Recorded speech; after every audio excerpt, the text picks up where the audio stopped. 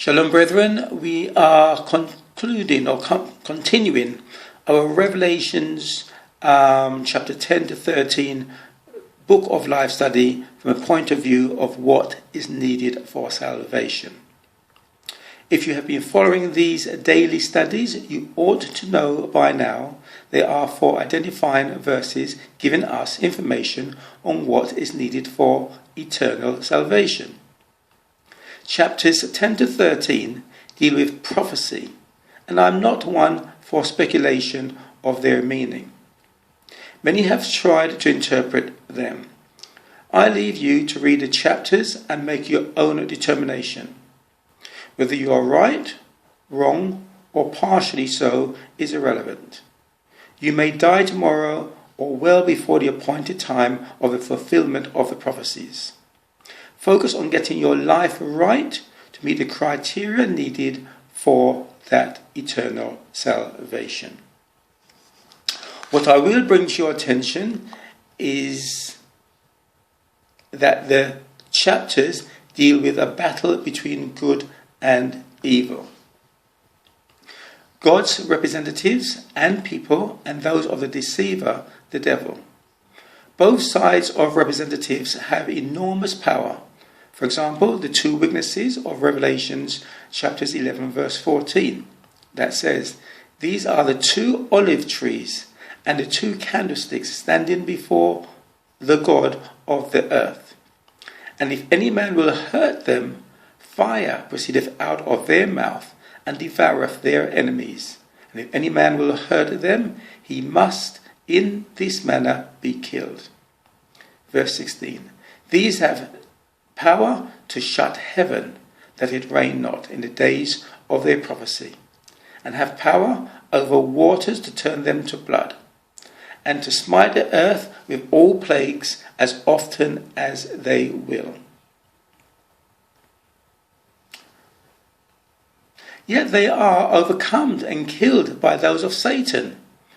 Revelations 11 verse 7 says, "And when they shall have finished their testimony, the beast that ascendeth out of the bottomless pit shall make war against them, and shall overcome them and kill them. And their dead bodies shall lie in the street of the great city, which spiritually is called Sodom and Egypt, where also our Master was crucified." However, ultimately through our God and Creator of the world, good triumphs. The main verse I wish you to note, remember, is the attributes of good humans of God, who Satan and his agents dislike. Revelation chapter 12, verse 17. "And the dragon was wroth," meaning angry, "with the woman, and went to make war with the remnant of her seed." And this is how you identify them: which keep the commandments of God and, I repeat, and, so it's two things, and have the testimony of Yeshua. The primary one you notice is keep the commandments of God, and the secondary is faith in Yeshua, which comes for the repented sins. So most Christians are taught to have the latter, faith in Jesus they call it, but not the former. These studies have been aimed at educating on the former, that they are an essential and first part of the two things needed. They were not nailed to the cross, changed, nor reduced. Grace, faith, nor love does not replace the need to keep them. We shall come across them again in Revelation chapters 14 verse 12, where I hope to explain them further tomorrow. Also remember to look at comparative verses elsewhere in the Bible, as the book of Daniel, which speaks of some of the same things. The references being in the Nothing New, in the New Testament section at the end, where I give cross-references. Okay, coming on to chapter 10, the angel and the little scroll, reading from verse 11. And he said unto me, Thou must prophesy again before many peoples and nations and tongues and kings. Chapter 11, verse 1. The two witnesses. And there was given me a reed like unto a rod, and the angel stood, saying, Arise and measure the temple of God, and the altar, and them that worship therein. But the court which is without the temple leave out, and measure it not. For it is given unto the Gentiles, and the holy city shall they tread under foot 42 months. And I will give power unto my two witnesses, and they shall prophesy 1,260 days, clothed in sackcloth. A score being 20, so that's 1,260 days. Verse 9, chapter 11. And they of the people and kindreds and tongues and nations shall see their dead bodies 3 days and half, and shall not suffer their dead bodies to be put in graves. And they that dwell upon the earth shall rejoice over them, and make merry, and shall send gifts one to another, because these two prophets tormented them that dwelt on the earth.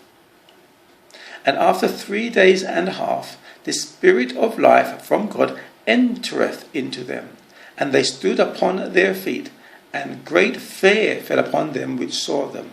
Verse 18. And the nations were angry, and thy wrath is come, and the time of the dead, that they should be judged, and that thou shouldest give reward unto thy servants the prophets, and to the saints, and them that fear thy name, small and great, and shouldest destroy them which destroy the earth. Chapter 12, verse 9.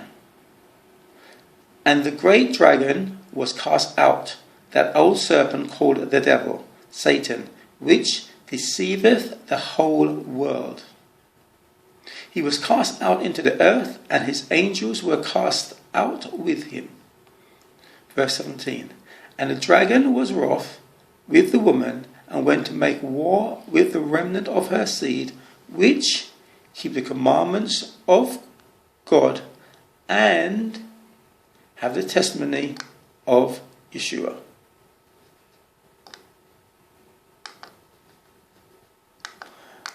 Continue for chapter 13, verse 7.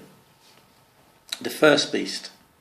And it was given unto him to make war with the saints, and to overcome them. And power was given him over all kindreds, and tongues, and nations. And all that dwell upon the earth shall worship him, whose names are not written in the book of life, of the Lamb slain from the foundation of the world. Verse 13. And he doeth great wonders, so that he maketh fire come down from heaven on the earth in the sight of men, and deceiveth them that dwell upon the earth by means of miracles, which he had power to do in the sight of the beast, saying to them that dwell on the earth, that they should make an image to the beast, which had the wound by a sword, and did live. Chapter 13, verse 16. And he caused all, both small and great, rich and poor, free and bond, to receive a mark in their right hand on their foreheads. Or in their foreheads. Verse 17. And that no man might buy or sell, save he that had the mark, or the name of the beast, or the number of his name. 3 things. Verse 18. Here is wisdom. Let him that have understanding count the number of the beast, for it is the number of a man, and his number is 666, meaning 666. Now, remember the miracles he did, calling fire down from heaven, brings to mind what happened in the book of Job, where fire came down and devoured some of Job's family and servants, and one escaped and said the fire from God came down. So see how miracles can be deceiving.